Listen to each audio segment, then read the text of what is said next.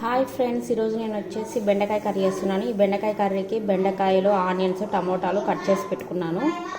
First ఒక పెనం పెట్టుకొని దీంట్లో ఆయిల్ పోసుకోవాలి. ఆయిల్ వేసుకున్న తర్వాత ఆవాలు, జీలకర్ర వేసుకోవాలి. నెక్స్ట్ ఆనియన్స్ వేసుకొని బాగా వేసుకోవాలి.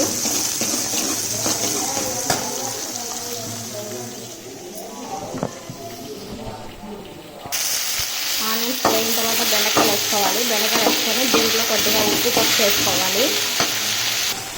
ఉప్పు, పసుపు వేసుకొని బాగా వేసుకున్నాక ఇంకా టమాటాలు వేసుకోవాలి.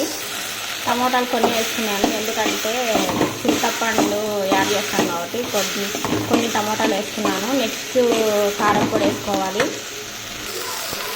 కారం పొడి వేసుకొని బాగా కలుపుకోవాలి. నెక్స్ట్ చింతపండు నానబెట్టుకోవాలి. నెక్స్ట్ ధనియాలు వేసుకోవాలి. ధనియాలు, తెల్లగడ్డ, కొబ్బరి 3 కలుపుకోవాలి మసాలా కోసం.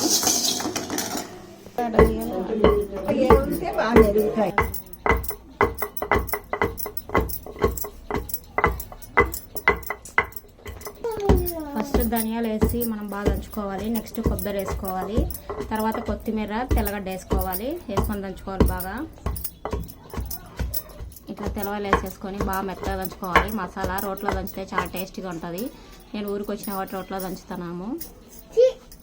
చూడండి, మెత్తగా మెరిగిపోయింది కదా. ఇంకా మనం కర్రీలు వేసుకోవాలి. ఇలా మెత్తగా దంచుకున్న తర్వాత ఇప్పుడు మనం దంచుకున్న మసాలాని యాడ్ చేసుకొని బాగా కలుపుకోవాలి. నెక్స్ట్ చింతపండు రసాన్ని బాగా కలుపుకొని చింతపండు రసం దీంట్లో వేసుకోవాలి. చూసారు కదా ఫ్రెండ్స్, చింతపండు రసం యాడ్ చేసుకున్నాను. ఇంకా వాటర్ సరిపోలే కాబట్టి మనకు కొంచెం గ్రేవీ వచ్చేదానికోసం ఇంకొంచెం వాటర్ యాడ్ చేసుకోవాలి. చూసారు కదా ఫ్రెండ్స్, వాటర్ యాడ్ చేసుకున్నాను. ఇంకా ఇది బాగా ఉడకనిచ్చుకోవాలి. పులుసు అతికిన తర్వాత ఆఫ్ చేసుకోవాలి. పులుసు చిక్కబడ్డాక ఆఫ్ చేసుకోవాలి.